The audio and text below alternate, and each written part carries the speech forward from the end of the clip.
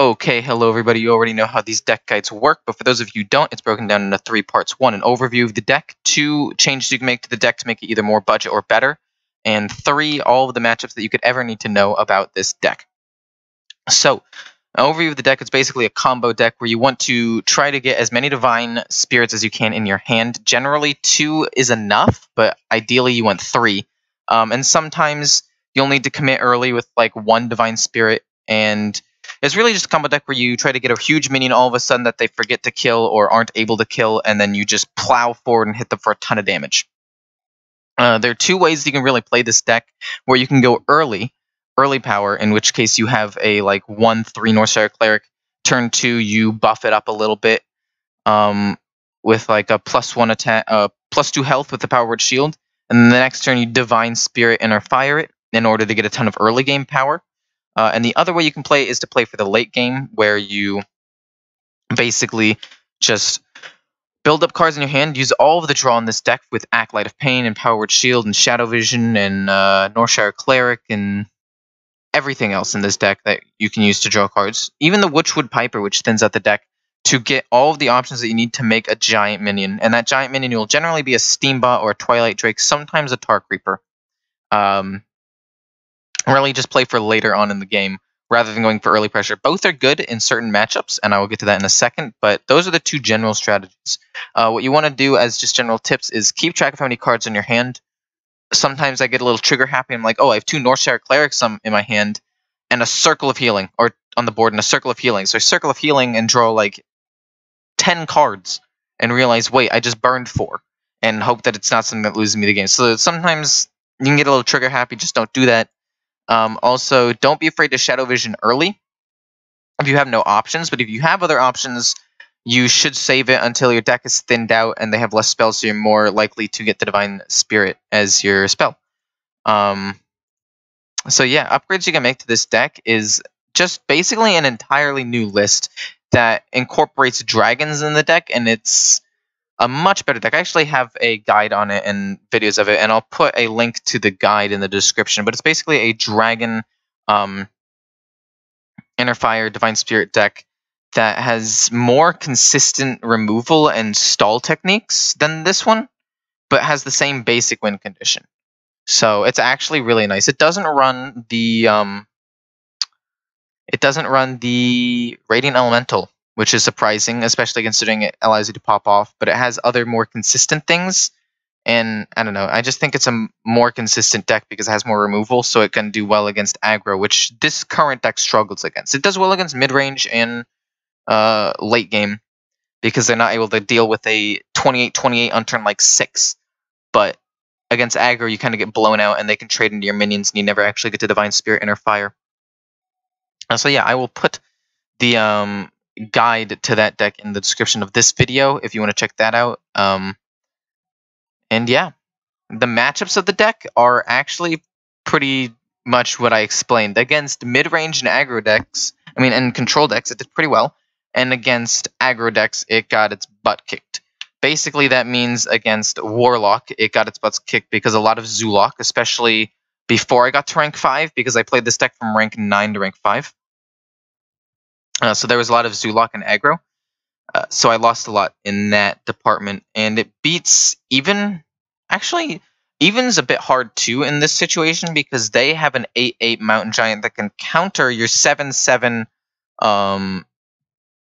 Northshire Cleric if you happen to play that.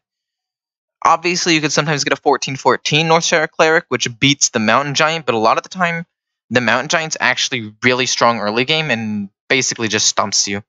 Other losing matchups are Warrior, just because of all the removal and armor that he gains, and Hunter, because it's pretty aggressive itself. However, this deck beats Druid. It's too slow to deal with all the things, and it doesn't have any direct removal other than Naturalize. And Naturalize, if they naturalize something that you started to buff up, you draw more cards, which usually helps you buff up the next minion.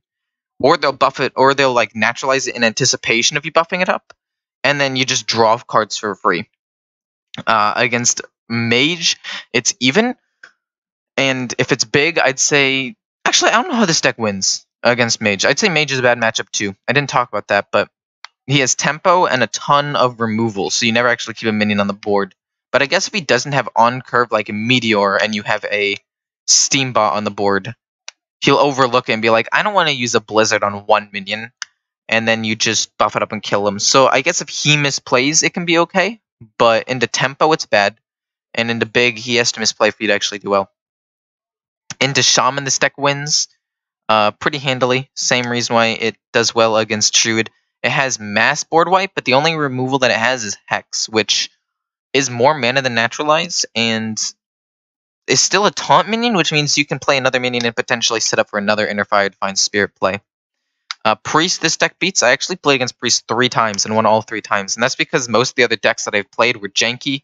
So Priest is usually just a win, in my opinion, in most cases. The only issue is you never really know what deck they're playing, so you never know really what win condition they're going for. Sometimes you're like, oh, it's this guy might be going Inner Fire, and so you plan around that, and you like silence stuff, and you play taunts, but then you're like, wait, later on in the game, he's actually going Mechathune. Shoot, I've been playing the wrong way this entire time.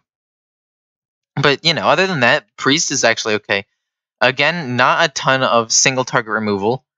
I don't think he wants to kill something with a Shadow Word Pain on like a 1/3 that you could eventually pump up to be a 14/14. And he can't do anything against a 4 attack Twilight Drake, really.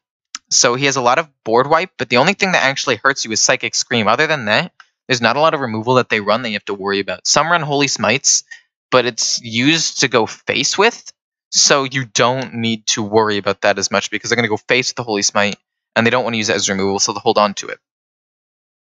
Point is, Priest is a good matchup for you, and Rogue is 50-50, although I think into Miracle you win because it gives you time to like build up a board, and into Quest you win, surprisingly enough, because it takes him a while to get the quest, and in that time you're putting your pieces together, and whoever gets their Exodia first basically gets all the pieces together wins. So a lot of the time you actually get it first because yours is less like, it's easier to get in my opinion, because all you need to do is draw like 2 of 6 cards and you have a almost game winning combo, and if you get 3 you basically win, and with all the card draw that you have and uncontested board control, you actually generally win the game.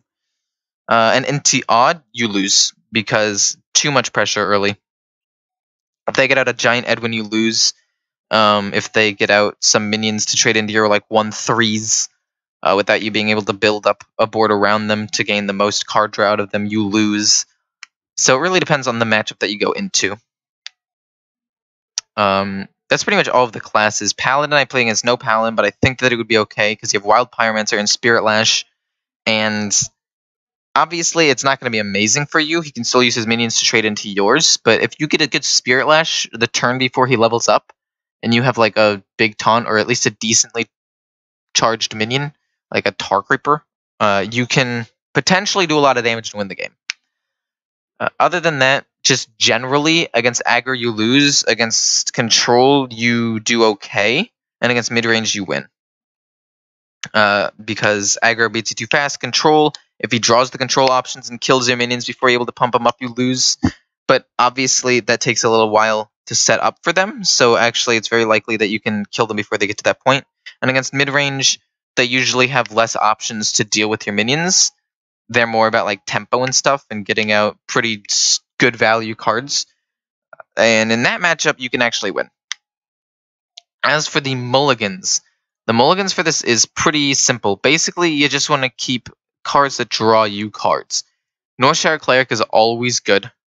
Powered Shield is pretty good, especially if Radiant Elemental. A very good turn 2 play is Radiant Elemental Powered Shield, which draws you a card and gets you a 2/5 out on the board. Shadow Ascendant is okay if you feel like you're going to need to play more early game, which means that if you're playing against a control deck, Shadow Ascendant's okay, which means you can pump things up and sometimes you can bait out some removal. But against other like mid-range decks, it's not as good, and against aggro, it's really just a body to protect you. So I'd keep it into aggro, but it won't fulfill a purpose super well. Into aggro, keep Wild Pyromancer if you can, and potentially even Acolyte of Pain if you're playing against like Paladin. Actually, Acolyte of Pain you keep pretty much every situation because of the card draw. Tar Creeper is the one that you want to keep in certain situations. Basically, aggro. So into aggro, you need to try to play around it with Tar Creeper and potentially Spirit Lash and Wild Pyromancer. In the mid-range, it's just card draw cards. Northshire Cleric, Power Word Shield, Acolyte of Pain, potentially a 4-drop like a Twilight Drake or Unpowered Steambot, but really that's not important. You want the lower drop things that draw you cards or help you set up, like a Radiant Elemental, Northshire Cleric, Power Word Shield, Acolyte of Pain. Those are the ideals. And into pretty much every other deck that isn't control or aggro, it's basically the same as you would keep against control. The only difference is control, you might keep Shadow Ascendant to add extra pressure. Other than that, that's the only difference. So yeah, aggro, you want to go defensive options. Against most decks, you want to just go the card draw. And against control, going Shadow Ascendant along with just a standard keep is actually pretty good because Shadow Ascendant gives you some early pressure.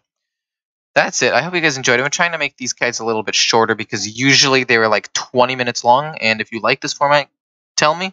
If you want me to go back to going super duper in depth and talk about like everything in depth and making the guides longer, I'll try to go back to that too. It's really whatever you guys find best.